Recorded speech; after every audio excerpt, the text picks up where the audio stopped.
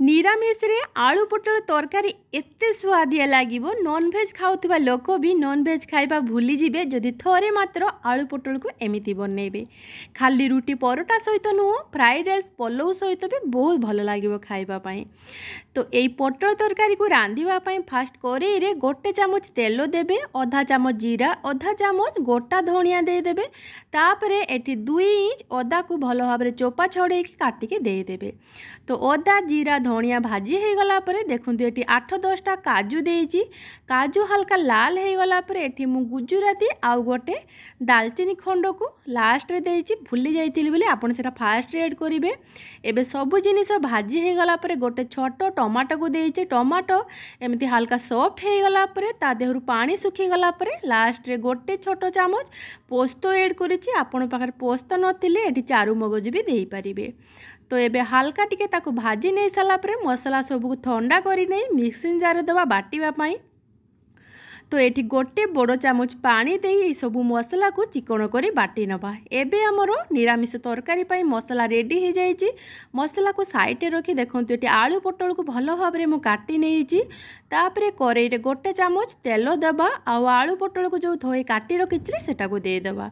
स्वाद अनुसार लूण देबे, आधा चामच हल्दी पाउडर दे ए पोटल आ आलू को भलो भाबरे गुळेई नेबे। तापरे ढांका लगे याकू मीडियम फ्लेम रे भाजिबे। मझिरे मझिरे ढांका खोलिकी नौटौथिबे नहले हमर आलू पोटल पोड़ी जिवो। तो एबे देखंतु 2 थर ढांका खोली मु मझिरे नौटेइथिली। सुंदर भाबरे आलू पोटल हमर लाल हे भाजी हे जाइची आ पोटल रु जो पानी बाहरे सेटा भी सुखी जाइची। तो एबे आमे आलू पोटल को करेई बाहर करी नबा। जदि आपण माने आलू खाइबा को पसंद करंतिनी तले खाली पोटल रे भी तरकारी आपण बनेई परिबे। एबे आलू पोटल भजा को साइड रे रखि देई मसला पई करेई रे गोटे बड़ चामच तेल दबा।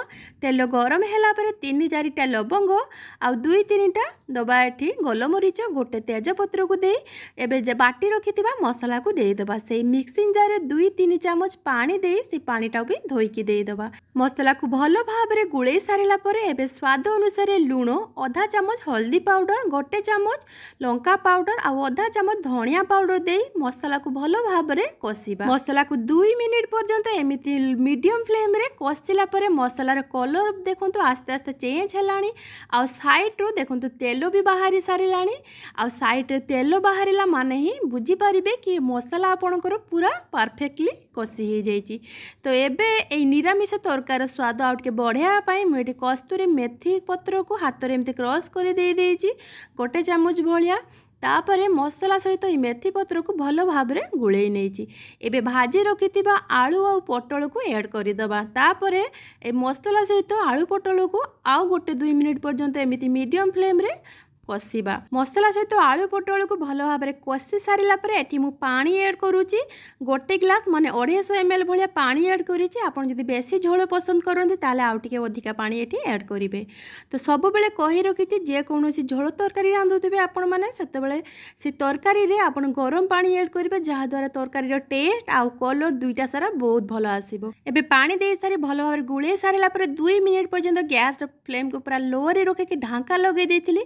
देखंतु कलर केते सुंदर आसीची। एबे लास्ट रे किछि कटा धनिया पत्र, आधा चामच चीनी आ आधा चामच घिओ को दे भलो भाबरे याकू गुळे नबा।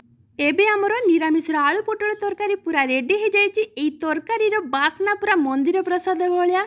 जदि केबे घरे बनेई नथिबे ताले निश्चय थरे बनांतु देखिबे समस्त को बहुत पसंद आसीबो।